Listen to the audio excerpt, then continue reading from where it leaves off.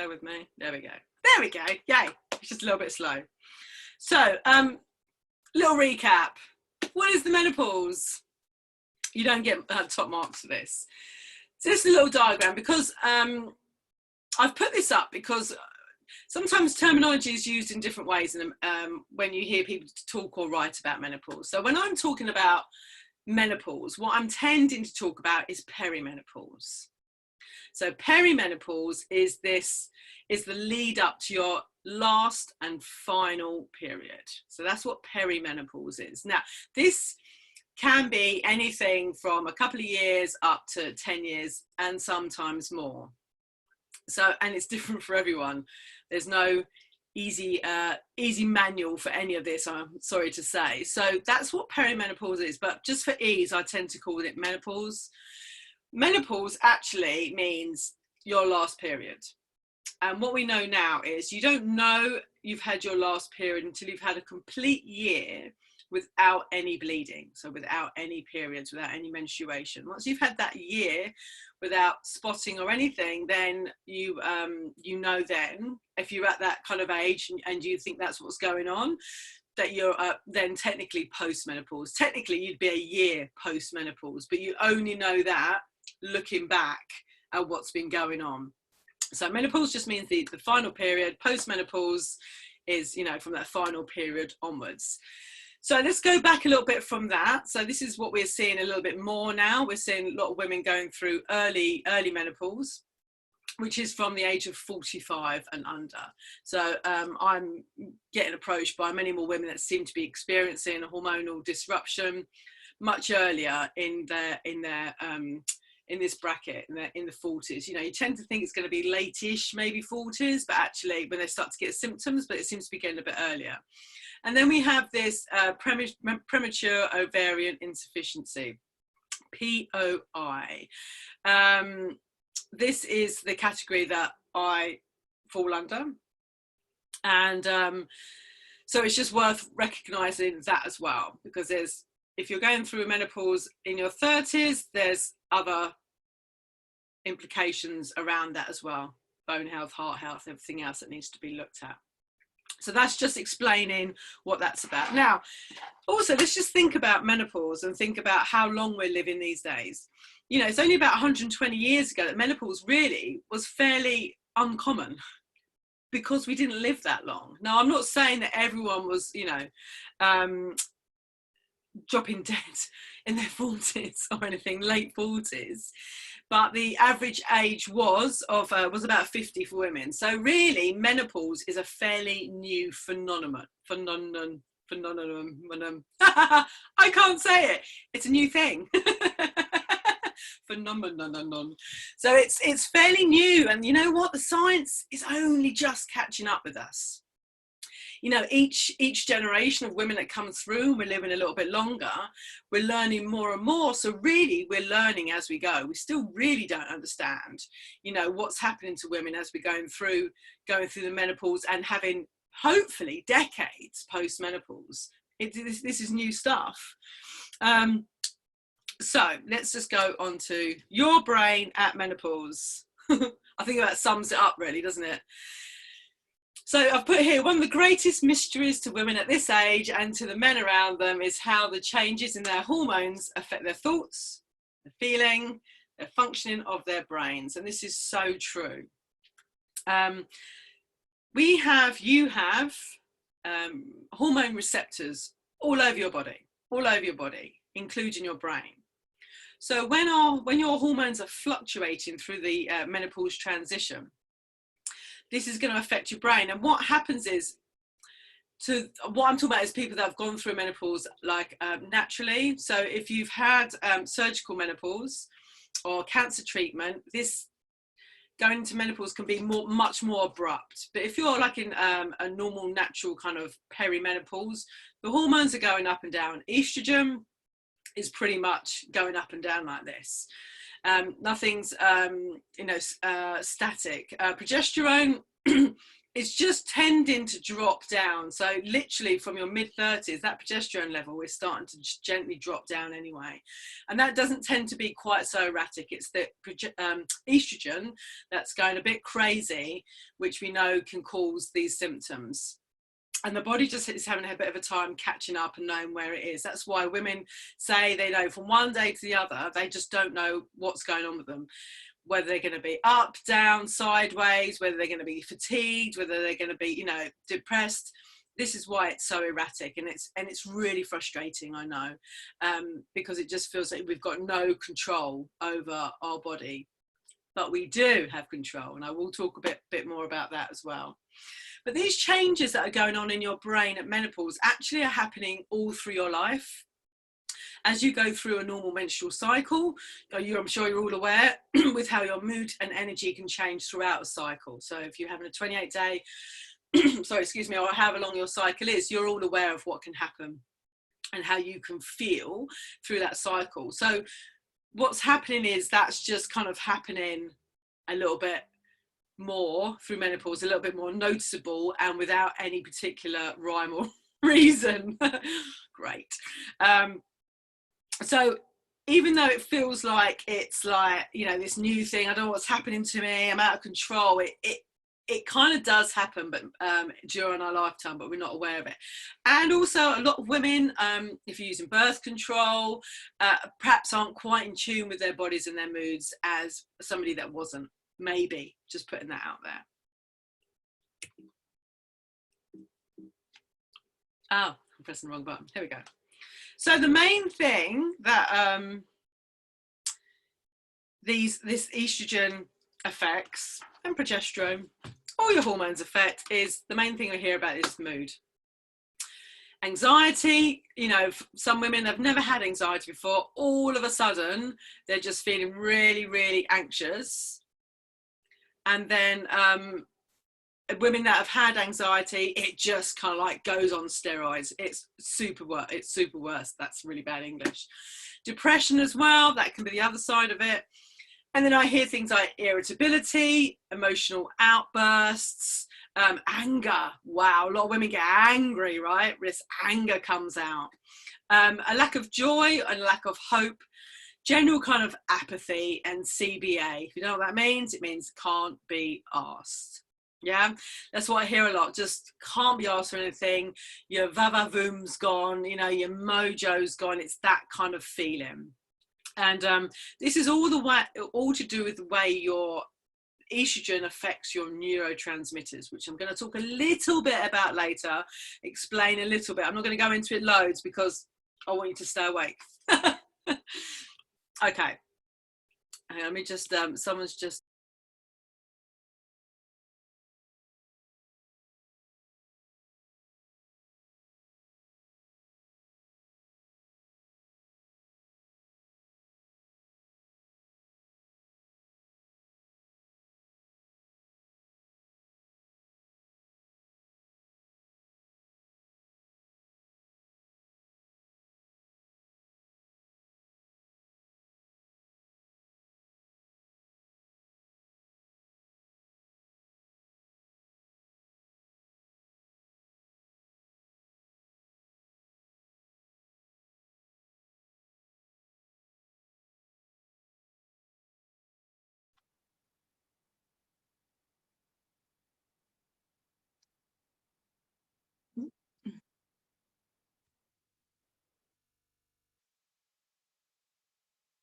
There we go. There we go.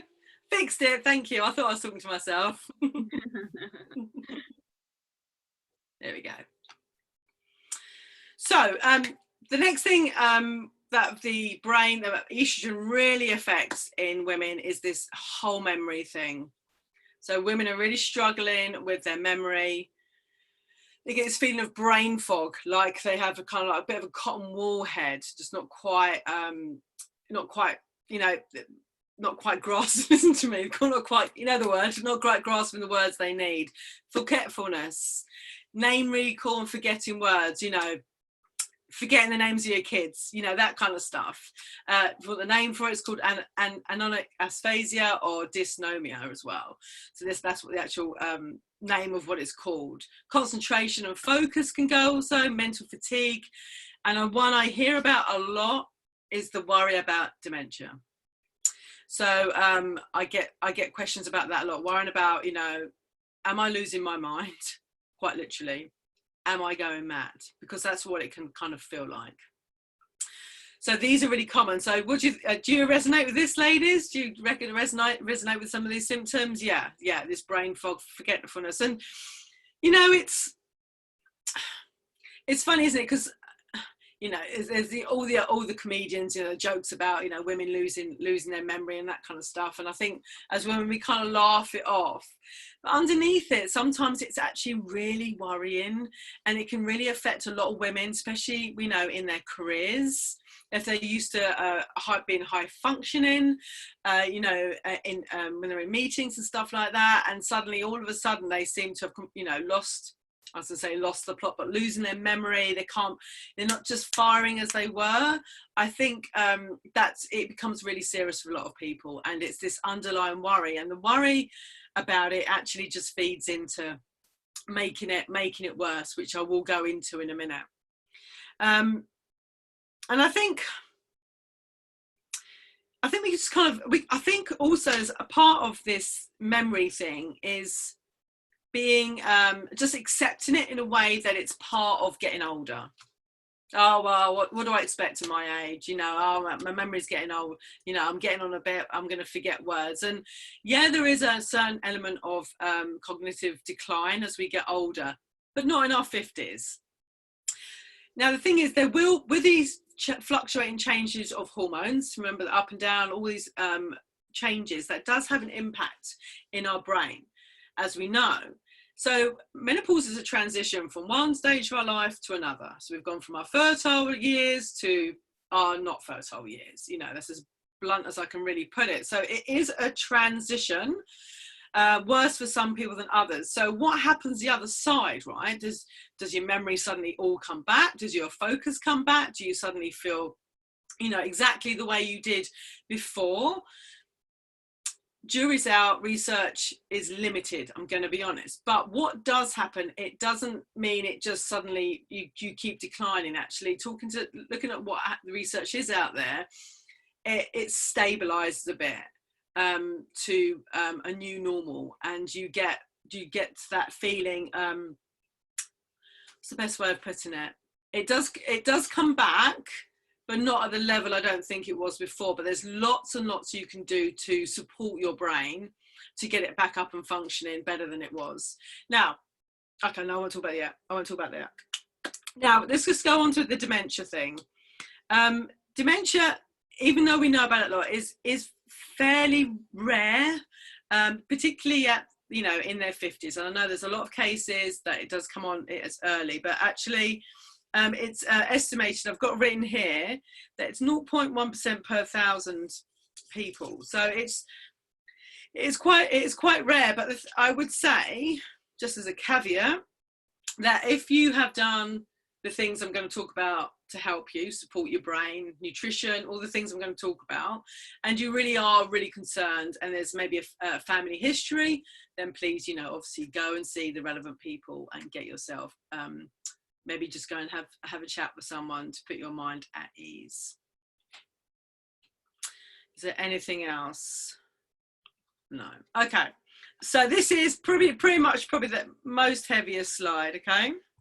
Neurotransmitters, just what you used to talk about 7:30 on a Monday evening, right? But this is important because this is why our brains change, okay? Particularly serotonin. So estrogen is linked to our serotonin levels. Remember, we've got estrogen receptors all over our body.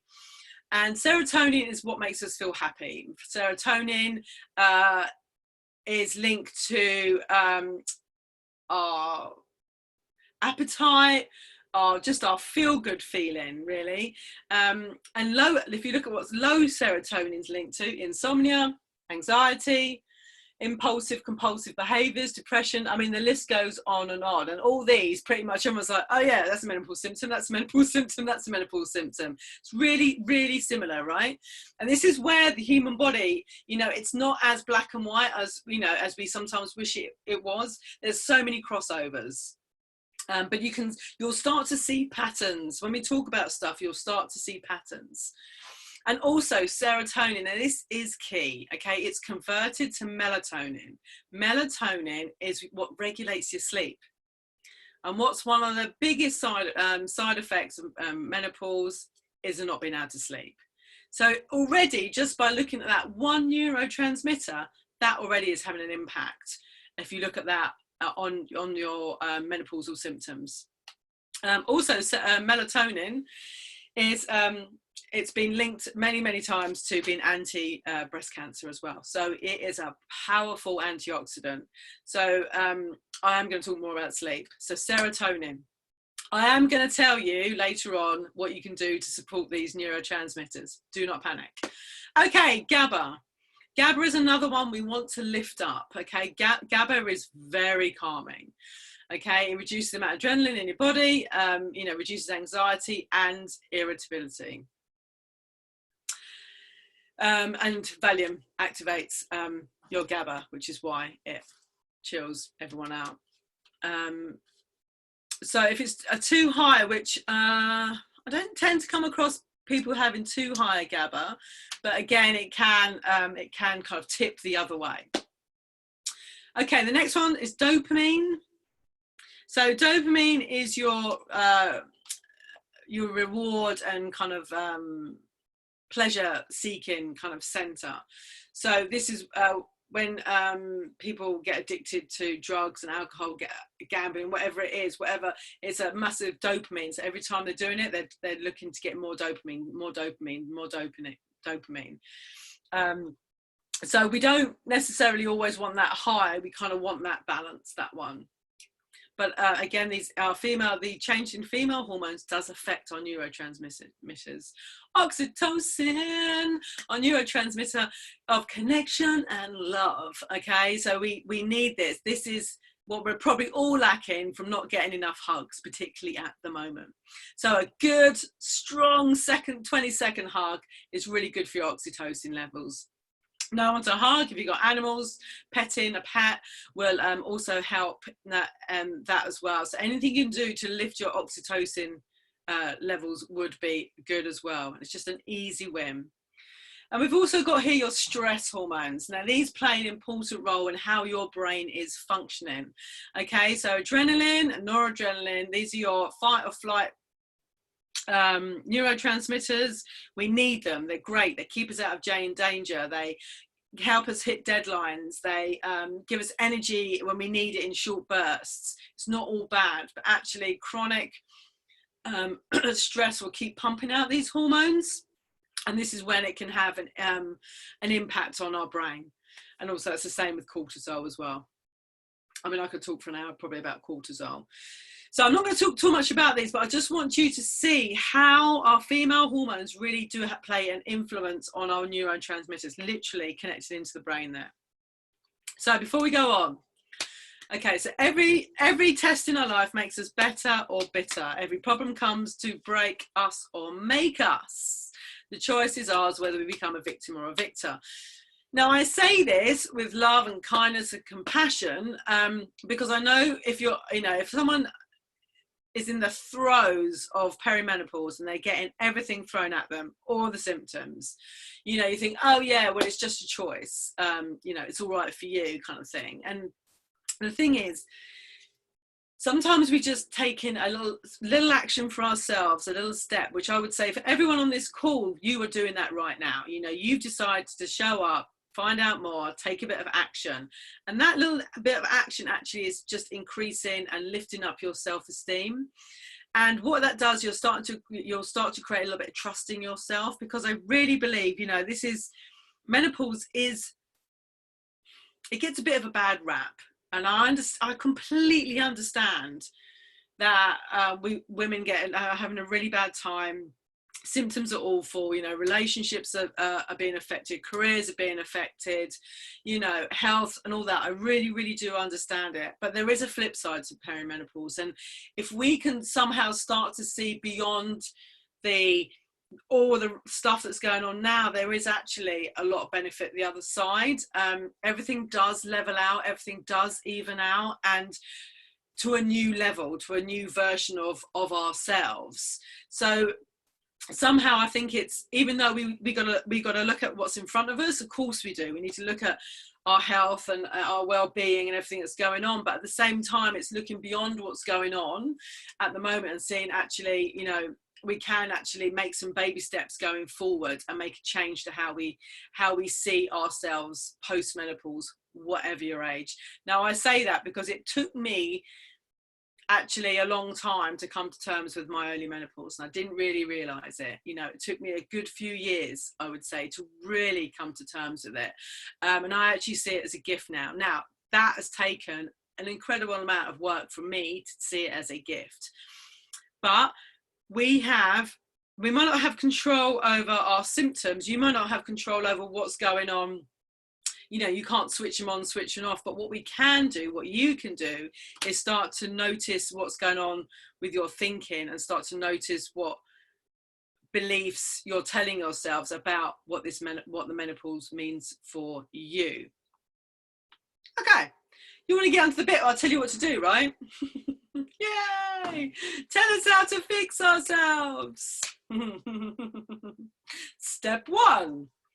Now listen, ladies, I'm not going to tell you anything you probably haven't heard before, yeah?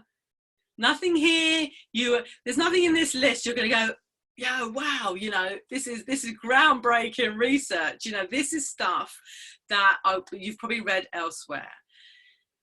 The thing is, this is what I mean about being a victor. It's actually being willing to do the things that we need to do to make ourselves feel better. Now, I'm not saying this is a list every day you're going to tick off. Seriously, I mean, there's just no way that's going to happen. It's too much on there. But what I want to do is start to whet your appetite, start to see that you do actually have a lot more influence over yourself and your body and your menopause than you think.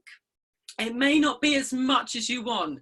I'm not saying you can wake up tomorrow morning and positive think yourself out of all your symptoms. That's not what I'm saying. But what I am saying is there is at least one thing you can do differently tomorrow that is a step forward in the right direction.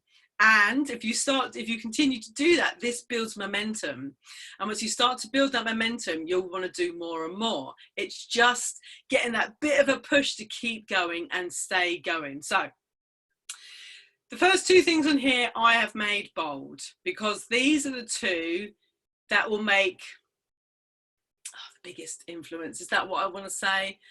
I think these are the 2 things that are probably will make, it'll have the biggest impact on how your brain is functioning. Now, sleep. I know. I know. The irony, isn't it? Yeah, sleep is the thing you need to help your brain. What's the biggest thing that goes on in menopause? Women can't sleep. So I would say that for most people is what I would, when I'm working with clients, I would look at sleep and I would want to get that sorted out first. I'd want to say, come on, let's have a look. What can we do? Let's work together. How can I support you to get your sleep better than it was, you know, a week ago? What small steps can we do? And then I would look at stress. And more, actually, I wouldn't look at stress. I'd want to look at relaxation much more, because we got to work with what we've got. We can't, well, we can expect to treat ourselves the way we did in our 20s and 30s. But if you continue to do that, your body won't respond in the same way. We've got to learn to work with our body as it goes through the menopause. And it may not be what we want to do. We might not want to go to bed earlier. We might not want to do these changes. So I think that's where it comes back to making a choice about, are we really willing to do what we need to do to feel better? Well, making sense so far, ladies? Are we all good? You still with me? Yeah? Cool. Okay. I'm actually going to talk about sleep separately. Okay, I've got a separate slide for that. But I'm just going to go through these with you as well, okay? So let's think about stress. What I'm talking about here is chronic, long-term, underlying stress. I'm not talking about short-term stress, because actually as human beings, we're designed for that. You know, it's part of our DNA. It's how we would have survived when we were back being our cave women running around. We need, you know, short-term stress, and that's fine. But unfortunately, the way we live now in the Western world is most people, and I'm being very generalistic here, have this underlying stress going on, particularly women. All the balls in the air, right? Loads of things to think about. I mean, it's like we're managers sometimes, isn't it? If you've got families, you're managing a family. If you're work, you're managing people at work, and there's a lot to think about. So when we're under this chronic kind of stress, what happens is the way we're designed back in our cavewoman days, our prefrontal cortex will not function as well. I'm saying that's because it's here. Like, prefrontal cortex won't work as well. And your prefrontal cortex is actually the part of your brain that you need for your memory and learning. Haha, there's a link right there, yeah? So already you can see how stress is going to influence your brain, because your brain and your body want to be really efficient and really work the best it can. So what it does when it's in stress, it will shut down parts of the body it doesn't need in that particular moment. So as well as your prefrontal cortex, the other part of your body that it will shut down are two parts. One is your digestive system. So if you're constantly stressed out, your digestion will not be working properly.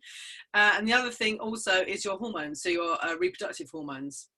Because if you're stressed out and your body thinks you're fighting for your life, it's like, well, I don't need to be making babies right now. Let's turn all that off.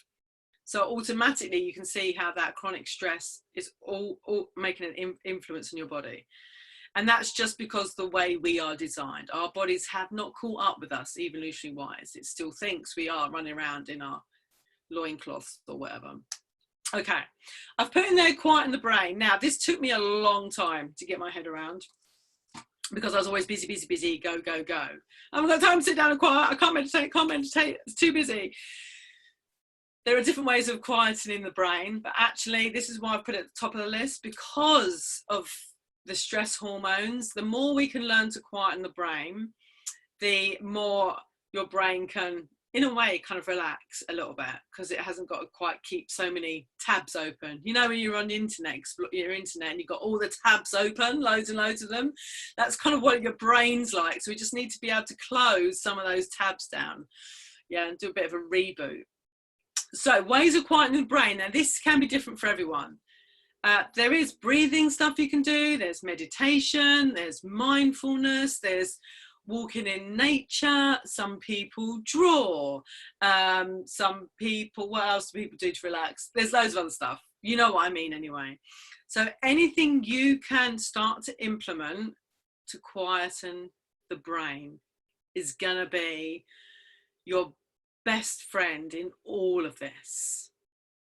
Now, I know most women come to me and go, what supplement can I take to make myself better? And I wish I could say, take these, everything will be taken care of. Now, I can recommend supplementation, but lifestyle medicine, lifestyle supplementation is the way forward to start with. This will have the biggest and most effective long-term gains to your menopause transition and hormonal balance, definitely. Okay, I've put in here, do more of what brings you joy, because your brain needs it. Again, when we're feeling anxious, when we're feeling depressed, when we're apathetic, we're angry, all these things are going on and our mood is spiraling down and down and down. You know, the way our brain works, it's like a downward spiral. It will just keep catching more of that negative stuff, and it will keep bringing you down and keep bringing you down. So we need to kind of offset that a little bit by joy. I've put here having fun, you know, comedy, listening, watching to comedy, music. These are really good ways of instantly changing your brain chemistry, instantly. So play around with stuff like that. Music, there's so much research into music and how it can influence your brain. So, you know, these are things that you can do instantly, because everyone wants a quick win, don't they? Everyone wants a quick fix. What can I do now to help myself? These are things that you can do right now, not right now, but, you know, soon, about half an hour, to positively influence your brain. So at the end of this, I'd really be interested to know if anybody's got an experience around this. So going back to quieting your brain, I was reading some research, and it said yoga, meditation, mindfulness have been shown to decrease the frequency and intensity of hot flashes by up to 46%, which is a massive number, isn't it? So again, I know lots of women are like, oh, I'm too busy to meditate. I'm too busy. Even a minute or two of breathing will have an influence in your body. And just that 2 minutes, if you did that 2 minutes consistently, even once a day, that would definitely make a difference. And what you'll find is those 2 minutes, your brain will love it so much, you will naturally want to do it a little bit more. But start small. Don't suddenly think, oh, I've got to go and do an hour meditation, sitting cross-legged on my lovely yoga cushion. It doesn't have to be that. It doesn't have to be that. It can be whatever your version of it is. Yeah. So it's the thing, if I could impart the thing most to you is, and this is the hardest thing, is finding your own way through this. So I can be here to give you suggestions. I can guide you. I can support you. But as an individual, you've got to find that works for you, your lifestyle, your situation. And this is the thing that takes a bit of time and attention, and to be curious and be experimental and know what works for you and what doesn't work for you. And this, you know, it's not fun, is it? Well, it depends how you look at it. It can be fun, but unfortunately a lot of people, we want a quick fix. And as much as you can instantly change your brain chemistry, there's other stuff you need to be able to do underneath all that to support yourself going along. Okay, nutrition. Now, I cannot do this talk without talking about nutrition, and I will have more slides about the nutrition as we go on. Exercise and movement. Those of you that know me, I teach fitness as well. A little bit of what I do, I just love the banter and having a bit of a laugh in front of people. I miss it terribly at the moment, even though I'm doing it online. But exercise and movement, it again influences your brain chemistry. Anything you can do to positively influence your brain chemistry at this time of your life in the menopause is going to be your friend. Not only are you, if you're getting outside, you're getting fresh air, daytime sunshine or daylight, or will have a positive influence in your circadian rhythm. So it'll influence that melatonin. Do you remember I spoke about melatonin? And it will influence how you're sleeping. So getting outside and seeing some daylight is really good. Now, I know where we are at the moment, some people can do that much more. Unfortunately, a lot of people, you know, maybe not so much. People are still obviously still working, and people are working more as well. So do whatever you can with whatever's going on for you. Anything else about exercise? Also, oxygen, you know, another thing instantly, you know, everyone's got really tired, fatigued, brains fatigued. Get out, get some oxygen. Literally, that's going to, even if you're feeling really tired, if you go out for a walk, it's going to give you a big lift, and it's going to really help with your energy. Gut health and constipation is another way. You're like, what? We're talking about the brain. Why is she talking about the gut? We talk about the gut as your second brain now. And serotonin is actually made in your gut. The majority of it is produced in your gut. Remember that serotonin is your feel good. This is your precursor to tryptophan. This is your 5-HTP. This is your feeling good neurotransmitter made in your gut. Loads of people have got gut stuff going on. So if your gut isn't working properly, chances are you're not going to be producing as much serotonin as you need. A lot of women are constipated.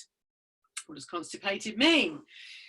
Constipated means probably, you know, you're not, okay, let me rephrase that. When I say to people, do you go to the toilet regularly? They're like, yeah. I'm like, oh, great, excellent. How often? They're like, yeah, twice a week. I went, twice a week for a poo? They're like, yeah. I'm like, oh, okay. What we're looking at really is a daily movement, if we can.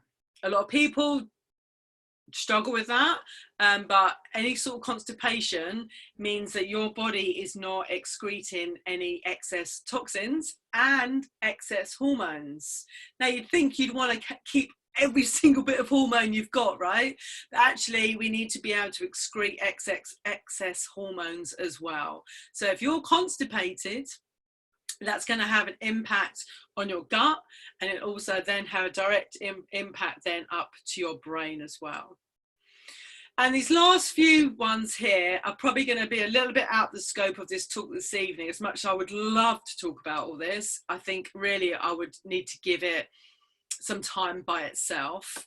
It's more about what we're thinking, what we're believing, because our brain, our body is listening to everything we tell it. Okay, so if we're telling yourself, if I'm telling myself, oh, my memory is terrible, oh, my memory is terrible, it's awful, you know what, that actually becomes true the more we tell ourselves. So it's just worth noticing if there's certain things you're telling yourself over and over again. It's like people that want to lose weight. Oh, I'm so fat. Oh, I'm so fat. Oh, I'm so fat. Well, if you keep telling yourself that, that's probably where you're going to stay. You know, oh, I'm losing weight is a much more powerful thing for your brain to hear. So it's that switch. And also our belief systems. Our life's going to be over at menopause. When we get older, no one's going to fancy us. We're not going to be sexy. Menopause means, you know, I'm going to dry up and be a, you know, whatever. I don't know what people are saying, but you know, it's those kind of things. But it's this repeating these beliefs, and a lot of these we don't even know. A lot of these we've built up, we've learned, we've picked them up, whether it's families, wherever it come from. But it's worth looking at your belief systems as well. And the last thing, now there's two ways of thinking about this. Distraction about what's really going on for us as women. Now, there's a difference between mindless and mindful distraction. There's a difference between spending the day watching Netflix because you don't want to feel anything, to thinking, okay, you know, I'm feeling a bit crap today. I need a day to myself. I'm going to watch Netflix for a few hours as part of my self-care ritual. That's a different conversation we're having with ourselves, isn't it? That's going to give our brains a very different message. So it's worth noticing when you are mindlessly distracting yourself. Scrolling, Facebook. I don't know if anybody's ever done that. You go on that, especially at the moment, honestly. It's that distraction. I don't know if you've ever felt it, that if you're on social media and if you're scrolling, and I really try not to do it, but it's at the moment it's so addictive, and I really try, you know, I'm really working trying not to do it, but it's, you kind of go into this kind of weird zone, and I don't know if you've ever done it, and you come around and go, oh my god, I've just been on Facebook for however long, and it really just does something different to your brain. So just watch when you're using stuff to distract yourself as well. It's like we've been kind of numbing out because we don't want to feel anything. And I'm not saying that's a bad thing, but watch your intention behind it. Does that make sense? Does that make sense? Yes? No? We're still with me? Yeah, lovely, great. Excellent. We're doing all right, ladies. We're doing all right. Is there anything else? Okay. Sleep. So, that was top of the list. Remember, I went on that support slide. I said sleep was top of the list. This is the one thing that loads of women struggle with. And again, it's what are you willing to try to improve your sleep? You know, I see I'm not in many of them, but like forums, Facebook groups and stuff, menopause stuff. And there's a lot of people on there saying, you know, I can't sleep, I'm doing and going on, but you know, they've not really tried anything to help themselves. And I'm not here to judge anybody, but I just want to show you ladies, but there's so much you can actually try to help yourself. Yeah, and remember, every time you're doing stuff to help yourself, you're feeding in to your building up your self-esteem, building up that trust you have in yourself. Yeah. Okay, so really obvious, maybe to some, maybe not. Some of this stuff you may have heard about, some stuff you might need a reminder, some stuff you might be, oh yeah, I've never thought about that. Okay, so this is why I've put all this up here. Having a cool bedroom. When you go to sleep, your body temperature changes throughout the day. So you're going to be warmer in the morning and you want to be cooler at night. I know, right? Hot flushes at night. But you want to have a cool bedroom because that's giving your body the sign that it's time to go to sleep. So a cool bedroom. Open the windows, different layers on the bed, you know, have different, have natural bedwear, like nightwear and bedding, anything to be able to keep yourself cool at night. Now, I've put down here a hot shower, which doesn't seem to make sense, does it? But actually a hot shower, there's two ways of looking at it. A hot shower will give your body the message that it needs to cool down, and that might actually help you before you sleep. Again, this is where it comes into having experiments, finding out what works for you, because actually cool showers work for some people. If you have a cold shower at night and cool yourself down, that helps people sleep as well. So you could experiment with that. Now, a cool shower, that could be something you probably want to build yourself up to, unless you're tough. Oh, it's too cold, takes your breath away. But you want a cold shower on the back of the neck, that's the best place for it. You can start with tepid, and you would build up your time doing that gradually. There's a lot of research. Wim Hof, I don't know if you've heard of him, but there's a lot of research about having cold showers. So you could try both options and see what works for you. Avoid alcohol. You know, alcohol plays a massive role in your quality of your sleep. So even if you are waking in the night, if you are getting periods of deep sleep and REM sleep, that's better than, you know, being in a light sleep all night, because you want to be going into your cycles. Alcohol really affects that. A lot of women find as they go through perimenopause that they can't tolerate alcohol the same way. They find that they can't actually tolerate it. So just be aware of that. Reducing caffeine, or if you're really having trouble sleeping, you know, knock it on the head. If you're a big caffeine head, please don't go cold turkey, because you will feel awful. Reduce it, cut it down. Only drink it in the morning. That caffeine has about 7-hour half-life in it, which means when you have your caffeine, say you had coffee at 12 o'clock, like lunchtime, you'd still have half of that caffeine in your blood, in your system, 7 hours later. Now that depends on some of your genetics, and it depends on how well your liver is functioning to break down the caffeine, but generally that's how long it stays in your body. To just be really aware of that, because if you are caffeine sensitive, just making that small change can really influence the way how you sleep and the quality of your sleep too. You could have try breathing. There's loads of different apps now for breathing, meditations, normal meditations, all sorts of things that you can do before sleep. Avoiding blue light before bed, so screens.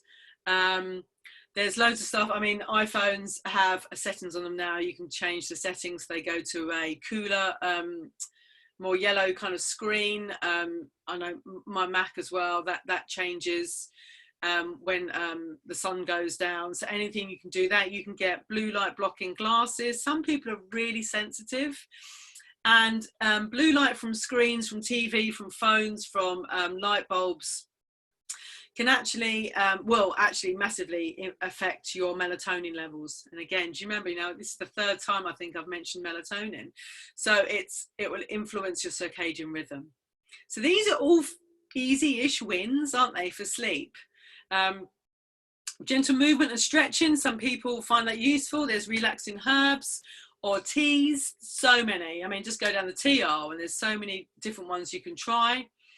I've already mentioned the daylight during the day to support your circadian rhythm. Exercise during the day as well. You know, we want to get our body, if it's not feeling tired already, that it feels like it needs to rest, but avoiding those hard, intense workouts in the evening, because that may just keep your heart rate elevated, and you might find it then hard to go to sleep. And I've said here, look, become a sleep detective. Find out what works for you. You know, try something for a period of time and I say monitor, notice if it makes a difference. If it doesn't, try something else, notice it, but try something and just become this detective about your own body and how your own body responds to the changes you're making. And also I've put this last one, you can only fit so much into one day, and sleep is a priority. So if you've got to drop something to make sleep your priority, perhaps that's what you need to do. Again, some of these aren't easy conversations to have with ourselves, but it depends how much we want to feel better. So it takes a bit of personal empowerment. Okay. Are we all okay so far? All with me still? Still awake? Yeah, excellent. Okay, nutrition. And again, I'm not going to spend a huge amount of time in here, but I have got a slide that's specifically for brain nutrition. Yeah, you're going to love it. So, nutrition. Basically, I would just eat a rich and varied diet. So you want to have a variety of different vegetables in your diet. We all are creatures of habit, or we all tend to get the same thing every week, don't we? But try and add a bit of variety into your diet. You'll be getting different nutrients, but also it's really good for your gut as well, because your gut will have different, it will produce different gut bacteria with a variety of different vegetables. Lots of leafy green vegetables is good, could be really good for your liver, support your liver, which is then going to influence your hormones. Protein, plenty. Most women, and again I am generalising, who come to me for support when we go through their nutrition, protein is a little bit lacking. Protein are your building blocks. It's what you need to rebuild, repair, grow.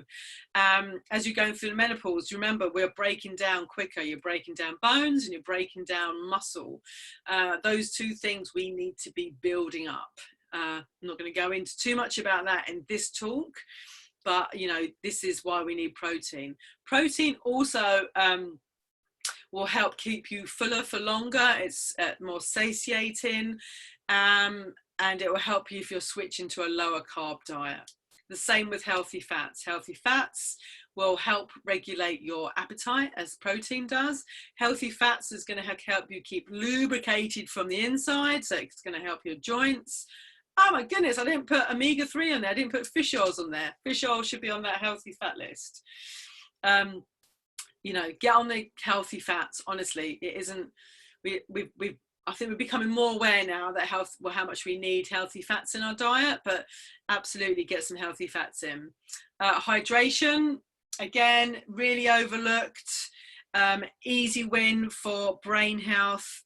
Helps with concentration, focus, and it'll help with energy, as well as all the other benefits we have of keeping hydrated. Find something that reminds you to drink more, whether it's having a bottle on your desk or whatever it is, you know, find something that's going to work for you. And at the bottom here, I tend to focus on what we can add in the diet first before we start saying, oh, take this out, take that out. But, you know, lower your refined carbohydrates. As we go through menopause, our body just cannot tolerate them the same. Just cannot tolerate those refined carbohydrates the same. Not only will they add to potential weight gain, that will affect your energy levels, they will affect your mood, because what they do is they upset your blood sugar balance, which is that next point. And really we're looking at trying to optimize our blood sugar balance. You can only have a certain amount of glucose in your blood at any one time. Your body will work very hard to keep it at that balance, at that homeostasis. So if you've got too much blood sugar, your body will take it out and it'll put it in your liver. It'll take it out and it'll put it in your muscles. Once those two areas are full up, the only other place it can put it is body fat. So it's as much as that extra tire around your middle, you don't like it to get in your jeans, actually your body is doing all it can to keep you safe and keep it away from your other organs, okay? So that's why exercise is important. The more you keep using up that muscle glycogen in your muscle, and you keep using them, the more you're creating more of a storage space. So what you're eating is going into the muscles, you're burning it up, creating more space. So blood sugar balance is important, and you can do it fairly easy changes, protein and fat. Put those two things in first with some nutrients, and then gradually you'll reduce your refined carbohydrates if you're eating those, and you can do it quite gently. Ideally, what we would be aiming for is to eat 3 meals a day and no snack. A lot of people just graze constantly throughout the day, and that just means your blood sugar levels are going up and down. All that up and down means your body's having to work to keep up with all that. It's having to work extra hard. And if you're tired and your digestion and your blood sugar is having to work extra, it's going to take any excess, any energy away from your noggin, your brain, and from your body. So again, it really make a difference, and to your mood as well, that blood sugar balance. So I wouldn't, depends how you are. Some people can go change their diet straight away. Some people need to do it more slowly, incrementally, bit by bit. Some people can just stop the snacks, and some people work really well on going down just to eating 2 meals a day. It's going to be, again, up to you. And like I said all the way through this talk, I can only give you suggestions. It's up to you to go away, think, feel what resonates for you and your lifestyle. Think what you can put in and change and monitor, and think, okay, this works, this doesn't work. Oh, I'm not sure about this. Maybe you need more help. Okay, the last two things are just reducing caffeine, nicotine and alcohol. All stimulants, all will have an impact on how your brain's functioning, and reducing chemical load as well. So this means looking at what's in your cosmetics, getting rid of aspartame, MSG, any kind of additives that are in any foods if you can. Reduce them, eliminate them if you can. It's just an extra load on your body. One thing I will mention though is when women go through the menopause, they mention that all of a sudden they're getting sugar cravings like they've never had before. That was my experience. Crazy sugar cravings when I went through the menopause. It's two reasons. One is where our mood can change so much, our brain is looking for ways to have a elevating our mood, and an easy way to do that is to eat sugar. It doesn't worry about the way the crashes the other side. It's just looking at that. It's actually that dopamine response and a bit of oxytocin. It's looking at that response. It's trying to elevate its mood. So that's one reason.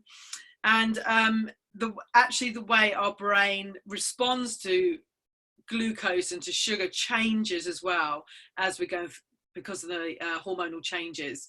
So that can affect it as well. So that's another reason why it's really good to look at this whole blood sugar balance stuff. There's loads of information about blood sugar balance online.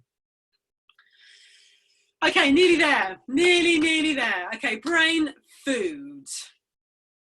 Now, do you remember right at the beginning of the talk, I talked about these neurotransmitters, the serotonin, the GABA, and the adrenaline. So here I've actually given you actual ideas of things you can actually change and put into your diet.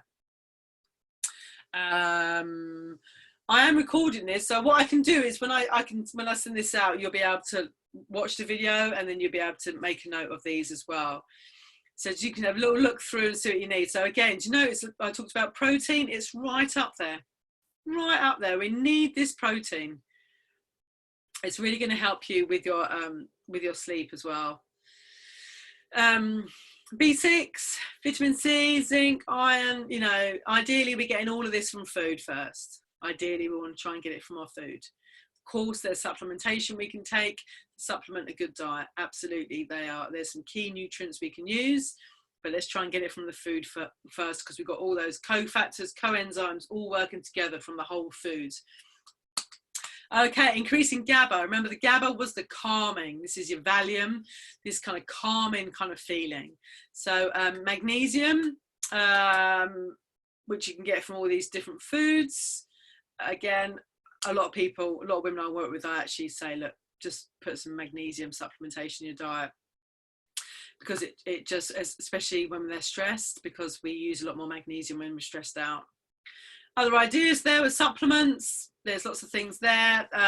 You can buy supplements that are specifically for brain health, you know, for concentration, for memory. There's lots of different blends already done for you. I'm not really going to mention any products in here because it's not particularly ethical for me just to talk about general supplements.